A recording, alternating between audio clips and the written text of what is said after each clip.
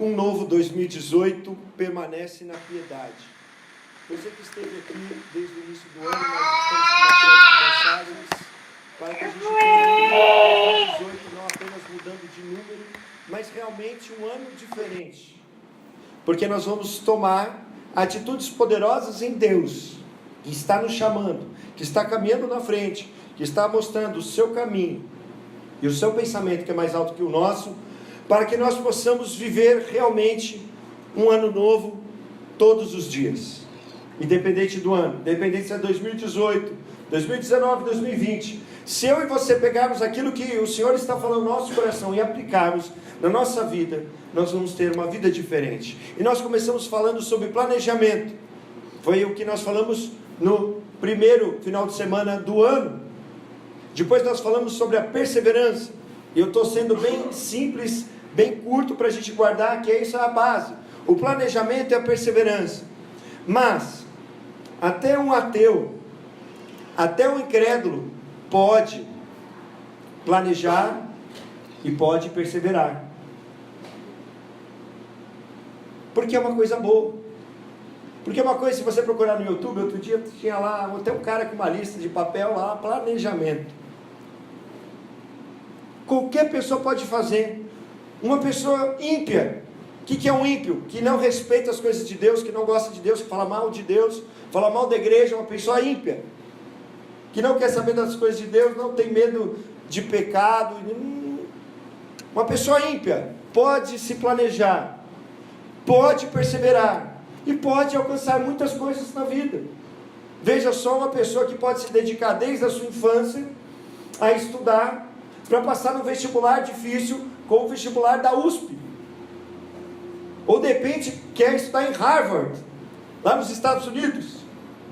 E a pessoa pode se planejar, perseverar e passar. E um crente pode nem fazer uma universidade, porque não se planejou, porque não perseverou. Porque Deus, meu irmão, a Bíblia diz em Gálatas 6, versículo 7, que de Deus não se zomba, o que o homem plantar, ele vai colher. Não importa, se eu sou crente, vou prestar a prova, porque eu fui lá em tal lugar, me deram a caneta ungida, e eu vou acertar todas as respostas. Não vai. Deus é justo. O outro que se matou de estudar a vida inteira, mas não crê em Deus, não crê em Jesus Cristo, escarnece das coisas de Deus, vai passar. Porque Deus é justo e salvador. E Ele não vai ser injusto com a pessoa que estudou, que lutou, e com a outra que ficou, desculpa a expressão, a Deus dará. Com a síndrome de Zeca Pagodinho. Deixa a vida me levar. Seja o que Deus quiser. Não. Então, o que eu quero falar para você hoje é que nós temos que planejar. Nós temos que perseverar. Se você não ouviu, você pode procurar no YouTube, no canal Evangelho Vivo, e ouvir essa mensagem de novo. Você que está ouvindo aqui comigo ao vivo, e você que está ouvindo da internet, você pode entrar e ouvir essas mensagens de novo. Jesus falando sobre o planejamento, e a palavra de Deus nos falando também sobre a perseverança. Mas eu quero falar hoje com você sobre piedade. Guarde essa palavra, piedade. Olha só, a sua vida depende disso. E você precisa vir e anotar. Você não grava tudo que eu falo, ok? Quando a gente só ouve, a gente grava 10%. Quando a gente ouve a nota, a gente pode gravar muito mais, ok? Às vezes o Espírito Santo fala com você, e aí você vai esquecer. Então por isso, traga e anote, ok? Eu fico horas e horas pesquisando para fazer essa mensagem. Cerca de 11 horas eu gastei para falar para você. Não vou conseguir falar tudo. Vou falar aquilo que o Espírito Santo colocar no meu coração. Mas a sua vida depende da gente ouvir o que a gente vai ouvir e aplicar. Então uma atitude poderosa em Deus, que vai fazer a diferença de nós para o ímpio, para o ateu, para aquele que não crê em Deus, não se interessa pelas coisas de Deus, é permanecer na piedade. E você está com a sua Bíblia aberta, em 1 Timóteo capítulo 4, nós vamos ler a partir do versículo 6.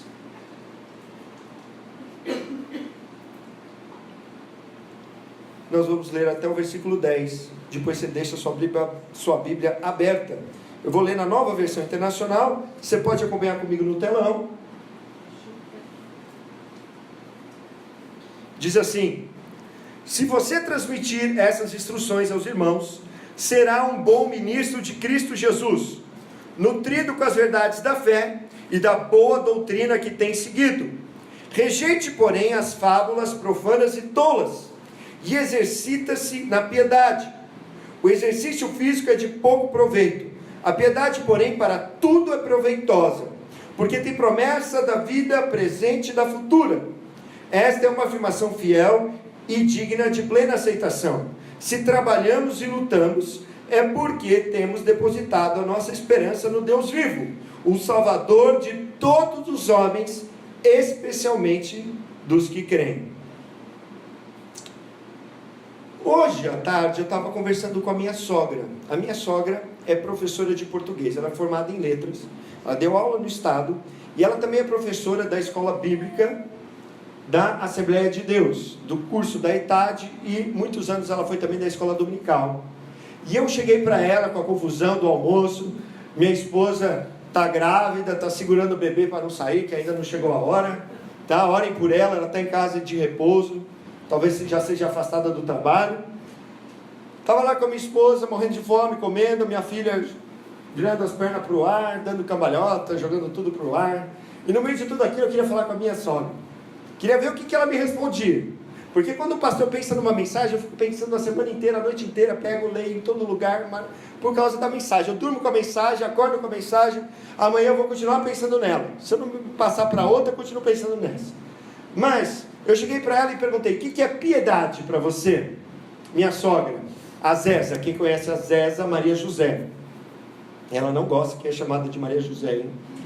Se você quiser irritar ela, chama ela de Maria José. Mas o apelido dela é Zéza. Presta atenção. O que é piedade? E ela pensou o que você está pensando agora.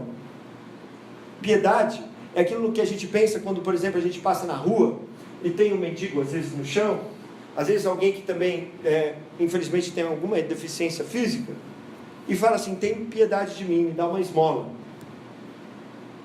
Ou a gente pensa em piedade também quando a gente ora: ó Deus, tem piedade de mim, que sou um pecador. Piedade a gente pensa em algo de compaixão, de misericórdia, né? De alguém maior, geralmente que tem mais condições financeiras, no caso, quando a gente vai ajudar alguém que vai dar uma esmola, um mendigo, ou do andarilho, ou de nós para com Deus, pedindo perdão do nosso pecado, certo? Tem piedade de mim. Mas se a gente for procurar no dicionário, e hoje é fácil, se você entrar na internet, pôr no Google, põe lá Michaelis Dicionário, e ali então ele deu os dois significados principais da palavra piedade. E o segundo significado foi esse que eu te expliquei. Pega esse significado que eu te expliquei e faz assim, ó, chuta ele, manda ele embora. O que eu quero chamar a atenção, primeiro significado. O primeiro significado significa devoção, religiosidade, reverência, amor e respeito às coisas religiosas. É alguém que é temente às coisas religiosas, que ao contrário do ímpio, lembra que eu falei do ímpio? Ele não tem temor a Deus, ele não tem temor às coisas sagradas, não tem temor à igreja, não tem temor, fica zombando, fica tirando sarro. Esse é o ímpio. Mas uma pessoa piedosa, segundo o dicionário, é alguém que é temente a essas coisas, as coisas de Deus, a igreja, as coisas sagradas, as coisas santas. E no entanto, aqui na palavra de Deus, preste atenção, a Bíblia não foi escrita em português. Eu tenho um programinha lá na minha casa, que é uma beleza. Para quem sabe ou não sabe estudar a Bíblia nas línguas originais, você procura lá, ele procura para você, te dá em todos os lugares, te mostra em português e inglês. E ali então, a palavra piedade no original do grego tem 15 vezes na Bíblia. E quem tem a Bíblia revista e atualizada, ela aparece 15 vezes como a palavra piedade mesmo, é a mesma tradução. E a palavra piedade do grego, ela tem o sentido, meu irmão, minha irmã, de alguém que tem, sim, temor a Deus, mas de alguém que também tem vamos dizer assim, uma fé ativa em Deus. Porque quando Paulo escreve essa carta, já se passaram alguns anos da igreja. Já se passaram cerca de 30 anos da igreja. E agora não bastava só você acreditar que Jesus era o Filho de Deus. Já tinham várias heresias dentro da igreja. Várias pessoas que diziam que eram da igreja e faziam coisas que não eram de cristãos. E que agora então, vamos dizer assim, ele está colocando a palavra fé como piedade. Como uma vida de fé e temor a Deus. Mas uma vida de fé e temor a Deus pela graça de Jesus. Porque lá em Atos 3, versículo 12, quando Pedro, lembra aquela história de quando Pedro e João subiram para o templo para orar às 9 horas da manhã? E aí tinha um aleijado, um paralítico ali na porta formosa do templo. E aí Pedro disse para o aleijado, o quê? Não possuo ouro nem prata, mas uma coisa. Amém? Não tem ouro nem prata, mas uma coisa te dou, o quê? Levanta-te em nome de Jesus. E aquele homem levantou. E aí então, Pedro aproveitou para pregar. Os sinais seguirão os que creem. Eles estavam crendo e estavam indo orar. Ok? E aí então, eles começaram a falar no versículo 12. À vista disto, Pedro se dirigiu ao povo dizendo: Israelitas, por que vos maravilhais disto e ficam com os olhos em mim, em nós, como se pelo nosso próprio poder ou piedade o tivéssemos feito andar? Porque piedade é uma fé ativa. É uma fé ativa que me leva a orar, que me leva a ir na igreja, que me leva a ter temor de Deus, que me leva a respeitar as coisas sagradas, que me leva a eu também ser, no sentido, uma pessoa religiosa, mas que no sentido do Novo Testamento, meu irmão, é uma fé que opera através de Jesus Cristo. E porque opera pelo nome de Jesus Cristo, é uma fé que tem poder. Amém? Ele diz no versículo 16: pela fé em o nome de Jesus, é que este mesmo nome fortaleceu esse homem que agora vedes e reconheceis. Sim, a fé que vem por meio de Jesus deu saúde a esse homem perfeito na presença de vocês. Então nós começamos a entender como que funciona a piedade na nossa vida agora como cristão. Não é só a respeito às coisas religiosas, coisas sagradas, a religião, mas é um temor santo de Deus, porque nós temos fé em Jesus Cristo. Você tem fé em Jesus Cristo? Sim ou não? Você crê que Ele é o Filho de Deus? Sim ou não? Que Ele ressuscitou dentre os mortos? Que Ele está à direita de Deus Pai Todo-Poderoso? E há de vir para julgar vivos e mortos? Então agora, lembra que eu falei que foram 15 vezes, você está anotando aí, né? Está anotando tudo. 15 vezes, depois eu vou te perguntar. 15 vezes que foi citado no Novo Testamento a palavra piedade. Lembra que eu te falei?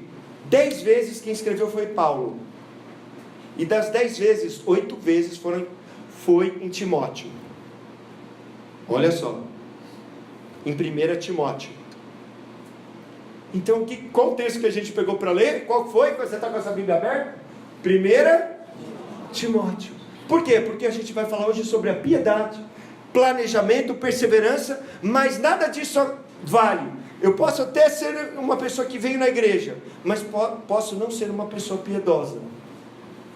No sentido real da palavra de Deus, não da palavra do dicionário. Estou falando para você da palavra de Deus, como ela revela para nós. Então eu vou mostrar um segredinho que o Senhor colocou no meu coração. Você está com a sua Bíblia aberta, não está? No versículo 8, olha só. Desculpa, versículo 7, final do versículo 7. E exercita-se na piedade, na NVI está, e exercite-se na piedade. Mas quem tem a Almeida Revista Atualizada, que é uma tradução melhor desse texto, do original do grego, está escrito assim: exercita-te pessoalmente na piedade. E preste atenção, para que eu e você venhamos permanecer na piedade, nós precisamos exercitarmos pessoalmente na piedade. E olha que de exercício eu entendo. Sabe por quê? Eu sou professor de educação física. Tem algum professor de educação física aqui?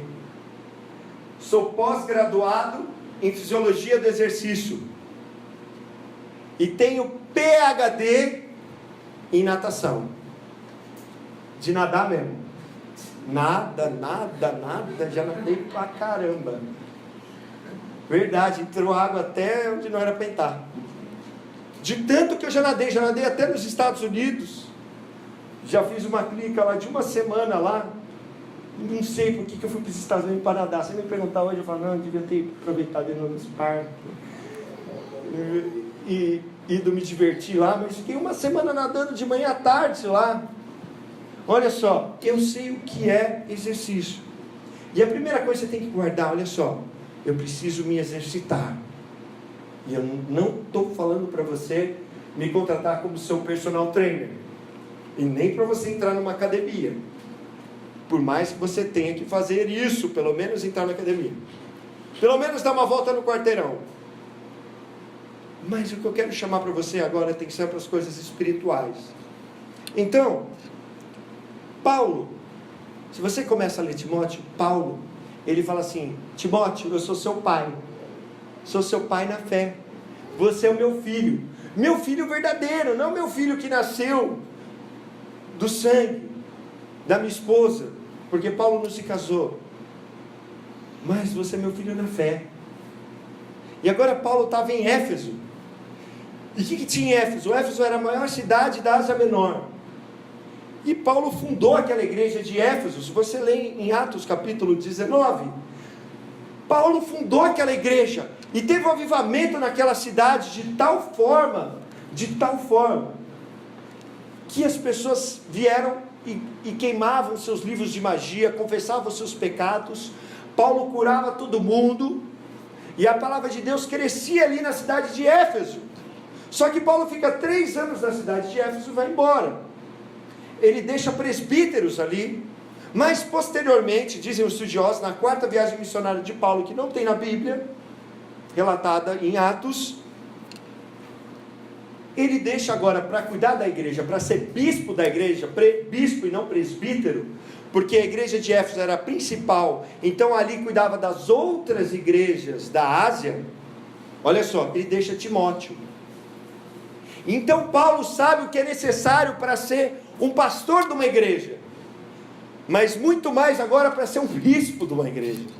E aí então ele coloca a pessoa que ele mais confia. Paulo cita Timóteo, se eu não me engano, das 13 cartas ele cita em 10. Ele cita Timóteo, 10. Sendo que 2 ele escreve para ele, dessas 10, 2. Então em 8 cartas que ele não escreveu para Timóteo, ele cita Timóteo. É o cara que ele mais cita, Timóteo. Ok? Filho de Paulo, na fé. E aí então, ele começa a dizer: você não vai conseguir. Você não vai conseguir ser pastor dessa igreja. Você não vai conseguir ser presbítero dessa igreja. Você não vai conseguir ser bispo. Preste atenção, você não vai conseguir ser salvo se você não se exercitar. É como o médico, quando você vai lá, faz aqueles exames, triglicéridos, colesterol, qual mais que tem glicose, e aí o médico chega para você: se você não mudar, você vai morrer. Não é? Ele te apavora, o médico, não apavora? Se não mudar agora, você vai morrer. É ou não é? Paulo está falando para Timóteo. E Paulo está falando, e o Espírito Santo está falando para mim e para você. Nós não somos filhos de Paulo, nem de Timóteo, mas nós somos filhos de Deus. A Bíblia foi inspirada pelo Espírito Santo e foi deixada para nós. Passaram-se tantos anos, cerca de 2000 anos, quase 2000 anos, que essa carta foi escrita. Chegou para mim e para você. Para quê? Para você se entender que eu e você temos que nos exercitar na piedade.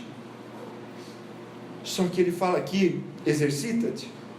E a palavra exercita-te, no original do grego, significava quando os atletas gregos olímpicos que iam participar das Olimpíadas que tinham na Grécia, ok? Ou algum jovem que ia treinar no ginásio, ia fazer exercício de corrida, ia fazer exercício de luta, de boxe, ok? Ou qualquer outro exercício para se preparar para as Olimpíadas, ou simplesmente para ficar com o corpo esbelto, porque eles valorizavam isso muito na sociedade grega. Era só os homens que iam fazer exercício, eles faziam exercício, desculpa a expressão, mas eu tenho que falar, nu. Quando ele fala exercita-te, ele está falando exercita-se nu. E por que você está falando disso aqui agora? Por que Paulo foi usar essa palavra? Porque o exercício da piedade, presta atenção, começa entendendo que Deus, lembra que Deus falou para Davi, falou para Samuel quando foi ungir Davi, em 1 Samuel 16, eu não vejo aparência externa, Deus, eu não vejo como o homem vê, mas eu vejo o coração. A Bíblia diz que o rei Davi, lá em Atos 13:22, era um homem segundo o coração de Deus. Porque como que a gente sabe que ele era um homem segundo o coração de Deus? Lá no Salmo 51, ele pede o que para Deus? Um novo coração, um espírito reto, inabalável. Ele pede então um coração arrependido e um coração, o que mais? Humilde. Contrito ou compungido, pode ser outra versão, mas estou tentando falar uma versão mais que a gente possa entender. Arrependido e humilde. O que a gente tem que entender? Que eu e você precisamos da piedade. Presta atenção, porque a gente é humilde, porque Jesus falou, bem-aventurados, felizes, abençoados são os pobres de espírito, porque deles é o reino dos céus. Mas se a gente ficar no nosso orgulho, que eu sou da igreja há 200 anos, ou eu estou na igreja, não, eu posso, eu não sei o que e tal, nós não vamos nos exercitar. Mas se eu me colocar em humildade e ver quanto eu preciso de Deus, que eu não sou nada, que eu sou mal, como disse o próprio apóstolo Paulo, eu dentre os pecadores sou o pior entre todos, o mal que não quero fazer, esse eu faço, ai de mim. Porque, meu irmão, Jesus falou para os religiosos daquela época, olha, a adoração que vocês têm a Deus é uma adoração só de boca, só de lábios, não passa de regras ensinadas por homens. Mas Deus, irmão, Ele enxerga dentro de nós. Lá em Apocalipse, no capítulo 2, vai dizer que Jesus é aquele que tem olhos como de fogo, e que sonda as mentes e os corações. Apocalipse 2:23, e que deseja que as nossas obras sejam íntegras diante de Deus. Íntegras é por completo. Imagine uma fatia de pizza, são 8 pedaços, não adianta só 7 pedaços serem bons para Deus, tem que ser os 8, tem que ser íntegros. Por quê? Porque Deus, nós não podemos enganar. O Salmo 139 diz que a gente se levanta antes da palavra sair da nossa boca. Deus já sabe, Deus sonda a nossa mente e o nosso coração. Jesus é agora que sonda a nossa mente e o nosso coração. Então por isso eu tenho que me exercitar na piedade, começando com a sinceridade, com a humildade diante de Deus. Como diz lá em Tiago 4, a partir do versículo 7, purificai a mão, ó pecadores, achegai-vos a Deus e Ele chegará a vós, outros, a vocês. Limpem as mãos, purifiquem os corações. Nós temos que purificar as nossas atitudes, as nossas intenções, e para chegar diante de Deus, para depois o quê? Eu me exercitar. Lembra que eu falei, eu sei que é exercício? Eu já contei para vocês, eu já cheguei a nadar 70 mil metros numa semana. Além de treino físico 5 vezes por semana, 3 vezes musculação, 2 vezes fora da água, eu nadava 9 vezes por semana. E a palavra que ele está usando aqui era para quem se envolvia em esforço. Jesus falou que quem entra no reino de Deus é aqueles que usam da violência, que usam do esforço. O próprio Jesus falou que aquele que esforça para ser salvo é o que vai ser salvo, porque muitos tentarão passar pela porta estreita, pelo caminho apertado e não vão conseguir. Perguntaram para Jesus, quantos vão ser salvos? Então Jesus falou, agonizomai, que é a palavra usada para quem ia participar dos esportes olímpicos, quem ia fazer o treinamento. Eu sei o que é treinamento, eu sei que é cansaço, eu ficava muito cansado, eu ficava com muita fome, eu não aguentava. Minha mãe e meu pai sabem, eu era uma vara, como é que fala uma vara? De tão magro, tinha essa altura já e pesava 68 quilos. De tanto que eu gastava de calorias, eu tinha que comer 5.000 calorias por dia. Então agora Paulo está dizendo para mim e para você, através do Espírito Santo, está pregando agora para mim e para você, se você não agonizar, se você não se colocar de coração sincero, diante de Deus, você não vai conseguir. Não vai adiantar você planejar, você perseverar, porque você pode até fazer essas coisas e se dar bem, mas se for para a sua glória, para o seu caminho, para a sua vontade, não vai adiantar. Se for para isso, para a nossa vontade, para o nosso caminho. Então ele vai dizer, na continuação, no versículo 7, no versículo 8, na nova tradução da linguagem de hoje, que a gente vai ver aqui no telão, o exercício da piedade é um exercício espiritual, no final do versículo 7. Para progredir na vida cristã, façam sempre exercícios espirituais, mas o exercício espiritual tem valor para tudo, porque o resultado é a vida, tanto agora como no futuro. Ele vai dizer que o exercício físico não tem muito valor. Por quê? Olha, eu sou professor de educação física. O que pode tirar o exercício físico? Pode dar saúde. Pode ou não pode? Pode dar força, resistência, né? E a gente pode ficar com o corpo bonito. Mas quanto dura esse corpo? 60 anos, 70 anos, 80 anos. Se você correr com fone de ouvido contra o trânsito, vai durar menos. Não adianta você correr de bicicleta. Não faça isso, suicídio. Se você for correr, andar de bicicleta, sem fone no ouvido e sempre contra o trânsito, para você ver, se vier um carro, você desvia, ok? Tá certo? Senão não adianta fazer exercício, morrer atropelado. Mas o que eu estou falando? Ele não está falando para não fazer exercício. Timóteo era um jovem, talvez ele ia para os ginásios fazer exercício, não sei, a Bíblia diz nem que sim, nem que não. E ele não está falando para ele nem que sim, nem que não. Nem para mim, nem para Timóteo. Mas ele está dizendo, acima disso, tem que estar o seu exercício para quê? Para a vida futura. O exercício físico, no versículo 8, é de pouco proveito. A piedade, porém, para tudo é proveitosa, porque tem promessa da vida presente e da futura. Tem promessa de vida eterna. Para mim e para você, se nós nos exercitarmos no exercício da piedade, nós vamos conseguir fazer a vontade de Deus. Mas assim como para a gente fazer exercício, a gente tem que arrumar a agenda, e a gente tem que tirar algumas coisas, a gente vai ter que parar de conversas fúteis. Ele fala assim para Timóteo, Timóteo, olha, ele dá vários ensinos em 1 Timóteo, para ele, olha, esqueça os ensinos dos demônios, que estão sendo pregados lá fora em outras igrejas, infelizmente, ou em outras religiões. Esqueça a doutrina de homens, esqueça as discussões inúteis, que era o que ele estava falando para Timóteo aqui nessa carta.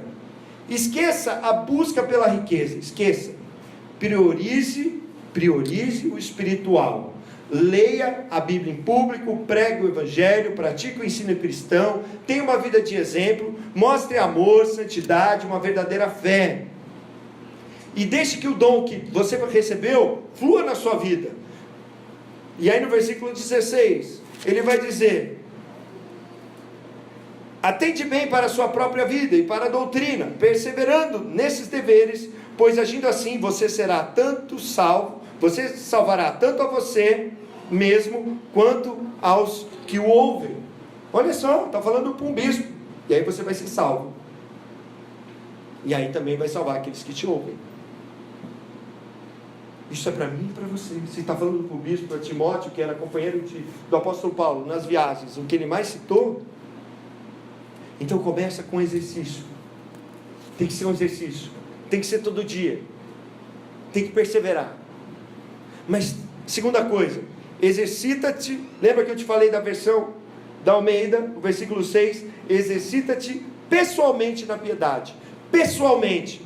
O apóstolo Paulo está falando de um pai para um filho. Assim como ele está falando para nós. E no grego ele está usando, olha só, como no português se fosse, ele não põe só exercita-te, como está o exercita-se na nova versão internacional. Ele pôs exercita-se a ti mesmo. O que ele está dizendo? Ele está sendo enfático, ele está dizendo, não dá para passar para os outros. Não dá para ser crente 6 horas. 6 horas por mim. Não dá para você transferir essa tarefa para o pastor, para o líder, para o bispo, para o apóstolo, para qualquer um que tem por aí, para a mãe, para o pai, para o filho, para a filha, para o vizinho, para a vizinha, para o marido, para a esposa, para o irmão da igreja, para a irmã. Não dá para transferir, é intransferível. É você que tem que fazer. Porque, meu irmão, se exercício físico pudesse passar, estava rico. Eu nadava pelos outros. Quantas calorias gastou nesse treino? 5.000. Quem quer caloria para perder? Quem quer caloria para perder? De graça, quem quer? Levanta a mão. Quem quer caloria para perder de graça? Eu quero. Então todo mundo quer. Ficar em casa no sofá e perder caloria? Não é uma beleza? É ou não é? Mas não dá para comprar nem com Mastercard. Tem coisa que o dia não compra, nem Mastercard compra caloria. E nem Mastercard, e nem nada. Vai comprar esse exercício pessoal. Não é transferível, é pessoal. Tem que ser algo que vem do nosso coração. Uma fé pessoal. Para salvar a si mesmo. E aí ela vai influenciar para salvar os outros. Mas, no final ele põe: exercita-te pessoalmente na piedade. Alguns estudiosos da Bíblia dizem que piedade é temor a Deus. Outros dizem que é viver de modo temente a Deus. Mas o que eu quero chamar a atenção para você nessa noite, que foi o que o Espírito Santo me revelou, antes de eu estudar tudo que eu estudei, o Espírito Santo já tinha me mostrado o que era para falar. E eu falei, como que eu vou pôr isso no meio disso, tudo isso? Eu não sei. Mas está aqui na chave. Você está com a sua Bíblia aberta no capítulo 4. No final do capítulo 3, último versículo, versículo 16.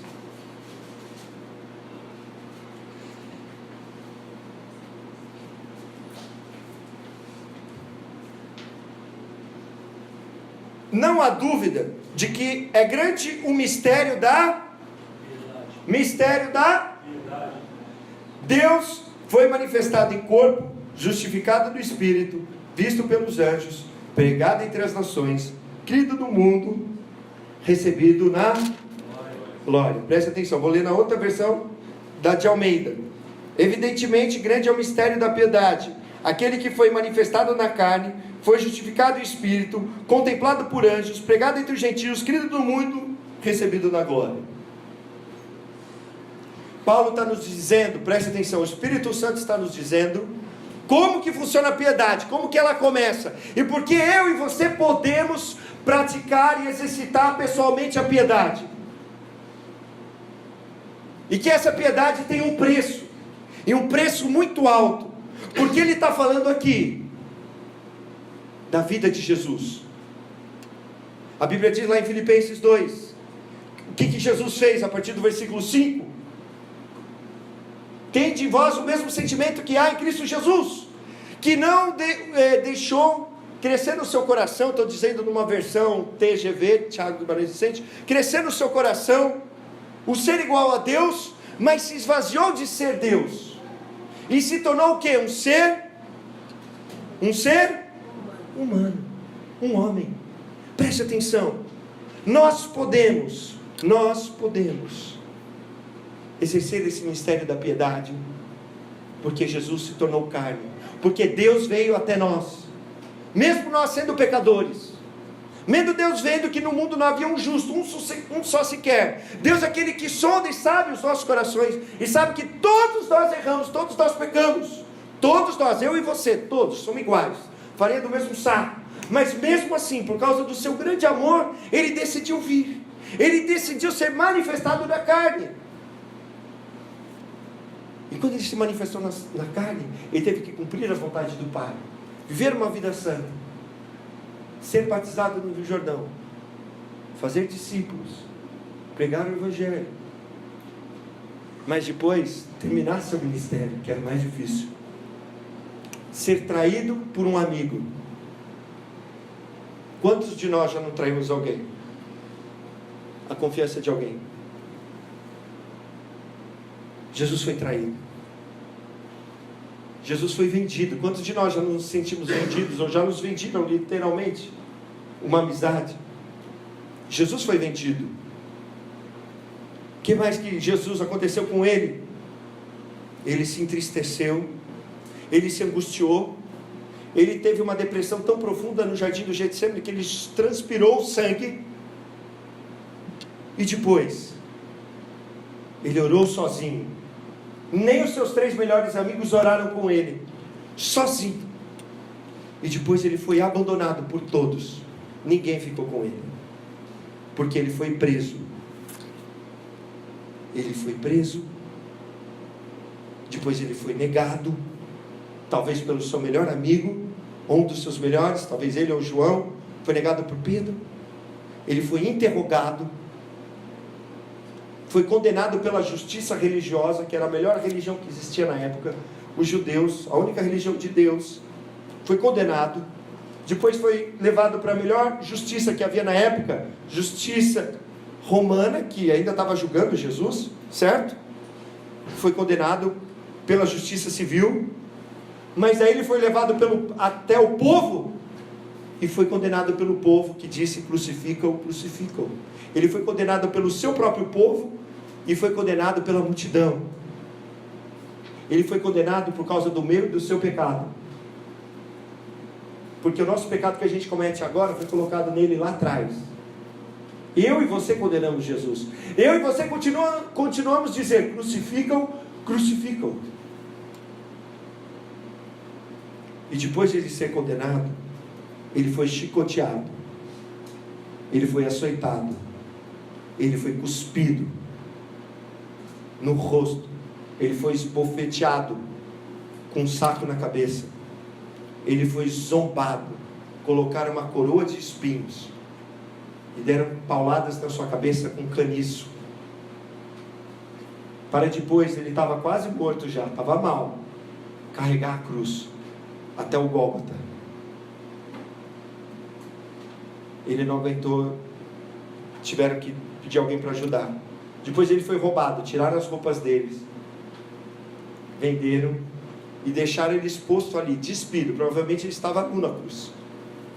Ele foi envergonhado, ele foi pregado, traspassaram as mãos e os pés, ele foi levantado na cruz, e aí ele foi crucificado.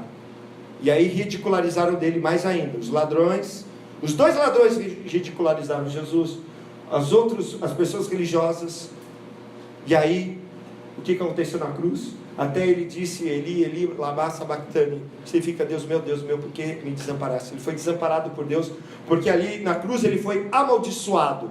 Ele tomou sobre si a nossa enfermidade, ele adoeceu na cruz, a nossa doença, e levou a maldição do nosso pecado, por mais que ele não tenha conhecido o pecado. E aí então ele teve sede, ele foi perdendo o ar, e ele morreu. Aí ele morreu, ainda transpassaram ele com uma lança do lado. Mas depois, olha o que aconteceu. Ele foi ressuscitado por Deus. Porque aquele que foi manifestado na carne, olha só, eu comecei e contei toda a história de Jesus para você. Ele foi manifestado na carne para acontecer tudo isso, para depois foi justificado em espírito. O próprio Deus certifica que Jesus não pecou, ele se fez pecado por mim e por você, mas na boca dele não se achou pecado algum, porque Deus o ressuscitou dos mortos. Ele foi justificado por Deus, porque ele não conheceu o pecado. E aí depois ele foi visto pelos anjos, porque os anjos contaram: olha, ele ressuscitou. Chegaram no túmulo, as mulheres viram: cadê ele? 2 anjos estavam lá. Não está aqui. Depois os anjos disseram: olha, o que vocês estão olhando para cima? Jesus ressuscitou. O que vocês estão olhando para o céu? O que vocês estão esperando? Porque depois ele foi querido, ele foi pregado entre as nações. Jesus Cristo foi pregado, o Evangelho foi pregado. Ele foi crido em todo mundo, e todo mundo até hoje crê dele. A maior religião, estatisticamente, é o cristianismo. Para ser também, o que ele está dizendo, o apóstolo Paulo? O apóstolo Paulo foi justificado em espírito, contemplado por anjos, pregado entre os gentios, crido no mundo, e recebido na glória, ascendeu à destra de Deus Pai Todo-Poderoso, até que ele ponha inimigos debaixo dos seus pés. Por que eu te contei tudo isso? Porque agora Deus, preste atenção, está procurando em mim e você pessoas que vão exercer esse ministério pessoal da piedade. Quem são essas pessoas? São aquelas que Deus procura, verdadeiros adoradores, que adoram em espírito e em verdade. Uma das traduções desse versículo 16 para a palavra piedade é a verdadeira adoração a Deus. O que é adoração a Deus? Preste atenção, é o servir a Deus, em todo lugar, não é só aqui no culto, em todo lugar, porque o Pai procura verdadeiros adoradores que adoram em espírito e em verdade. Aí eu fui procurar, tanto no grego quanto no hebraico, tem duas palavras que significa servir, significa também adorar. É o que Deus está procurando. 289 vezes no Antigo Testamento e 21 no Novo Testamento existem palavras que significam as duas coisas. Porque Jesus falou, aquele que a gente, se eu vivo no pecado, eu sou escravo do pecado, eu sirvo ao pecado. O apóstolo Paulo falou, olha, vocês não podem mais servir o pecado, porque agora vocês são servos da justiça. Nós somos agora servos de Deus, porque fomos comprados por Jesus. E se assim o somos, nós somos verdadeiros adoradores. E se assim o somos, nós vamos exercer o ministério da piedade, que é a vida de um verdadeiro adorador, que adora a Deus em todo lugar. Não combinei com a Amanda a música, mas o Senhor está falando para mim e para você, que é um exercício pessoal e diário, e que tem que ter primazia na nossa vida, porque Deus colocou a gente na primazia. Olha tudo que Ele sofreu, foi por causa de mim e de você, porque a gente continua dizendo, crucificam, crucificam, crucificam. E Ele tinha todo o poder para pedir uma legião de anjos para acabar com aquilo, mas Ele não pediu, por amor de mim e de você. E agora a gente vive o Evangelho, infelizmente, que só busca bens materiais, que só busca isso aqui, que só busca o próprio eu, vem para se sentir bem. O que é isso? Meus irmãos, os crentes da China têm que se reunir escondidos. Estava orando por eles, assim, contou um missionário que veio aqui essa semana, e falou, não, nós estamos orando por vocês, crentes da China. Ele falou, não, nós que estamos orando por vocês, brasileiros. Por quê? Porque aqui só tem cristão verdadeiro. Porque para ser cristão aqui você pode morrer, você vai ser preso, se eles descobrirem. Mas lá no seu país, você pode dizer que é crente, e não é crente. Por isso que o apóstolo Paulo usa a palavra piedade, que é um mistério da piedade, é um mistério da fé verdadeira, da fé viva. E agora, meu irmão, minha irmã, eu e você somos metodistas, e o metodista se caracteriza pelos atos de piedade e de misericórdia. Olha o que está escrito nos nossos cânones, está dizendo assim, o que é a piedade? Participação na ceia do Senhor, leitura devocional da Bíblia, prática da oração, do jejum, participação nos cultos. Piedade. Por quê? Porque Jesus comprou agora o quê? Pelo seu sangue, um novo e vivo caminho para entrarmos na presença de Deus. Se você está lendo o Antigo Testamento, quem está lendo a Bíblia, começou a ler agora, qual livro que foi? Êxodo.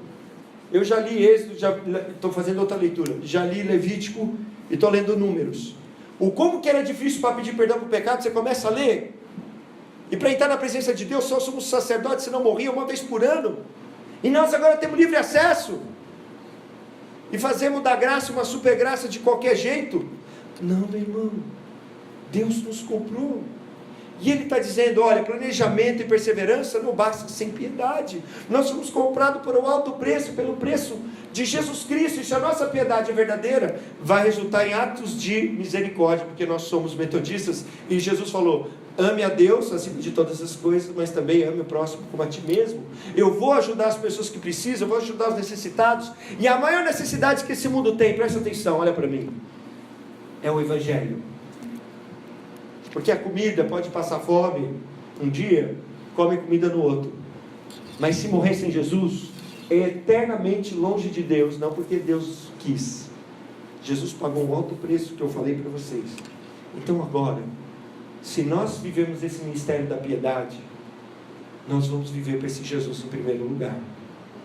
E a nossa vergonha de falar de Jesus, a gente vai pôr depois. Puxa, eu tenho vergonha? Todo mundo tem. De falar na frente, de conversar com alguém. Mas em primeiro lugar está Jesus. Amém? Porque nós temos uma vida de piedade e Ele nos capacita. Naquele dia o Espírito Santo vai falar através de nós. Nós somos a luz. O pouco que você tem já é mais do que aquele que está lá fora. Não conhece de Jesus. Então agora o custo da nossa piedade é a morte do Filho de Deus. Jesus passou 6 horas na cruz, 6 horas longe da presença do Pai. Em toda a eternidade nunca teve um momento de desconexão do Pai, do Filho e do Espírito Santo. Mas naquelas 6 horas na cruz, Jesus ficou desconectado. Por causa de mim e de você. E agora nós podemos exercer esse ministério da piedade com temor e tremor. Como diz em Filipenses 2,12, desenvolver o ministério da nossa salvação até o fim. Porque Jesus falou, aquele que perseverar até o fim será salvo. Porque ele disse para Timóteo, Timóteo, faça isso por quê? Porque a sua vida depende disso e as dos outros. Mas olha só, ele começa pela sua vida. E aí nós vamos ter o melhor 2018 das nossas vidas e os melhores anos das nossas vidas. Amém? Eu estou pregando para mim e para você. Puxa, eu falei tanto tempo, mas era para entrar no nosso coração. Eu quero orar com você. Se você quiser colocar a mão no seu coração, comece com o coração sincero. Senhor, tem misericórdia de mim. Tem misericórdia de nós. Pai, nós te louvamos porque nós vivemos num país que nós temos a liberdade de culto. Nós temos a liberdade, ó Deus, de estarmos aqui na tua casa. Ainda temos banco almofadados, temos ar-condicionado, temos um lugar bonito, temos nossos irmãos e nossas irmãs que nos alegram, e nós não temos nenhuma desculpa para não viver esse ministério da piedade. Perdoa, Pai. Perdoa, Senhor. Perdoa, porque nós deixamos para a última coisa do nosso dia. Nós fazemos isso com um ato religioso e muitas vezes com o coração tão longe, preocupado com tantas coisas. Nos perdoa, Pai. Nós queremos mudar, para que nós possamos, ó Pai, viver contigo e espalhar as boas novas do Evangelho. Senhor, aqui na Bolívia, do lado do nosso país, na América do Sul, o governo fez uma lei que não se pode mais evangelizar. Quem evangelizar vai ser preso. E aqui nós temos a liberdade ainda, e nós não evangelizamos. Por isso, nesse ano, nos ajuda, Pai, a pelo menos uma vida. Porque a nossa piedade é verdadeira, ela vai dar fruto pelo menos de uma vida. Uma vida para o Senhor Jesus, que nós vamos cuidar, que nós vamos trazer, que nós vamos evangelizar para a Tua glória, Senhor. Se toda a Tua igreja nesse país ganhasse uma vida, em 5 anos a gente ganhava todo o Brasil. Então vamos começar conosco aqui. Uma vida. Que a piedade gere fruto de uma vida para salvar a nós e a outras pessoas. Em nome de Jesus. Amém.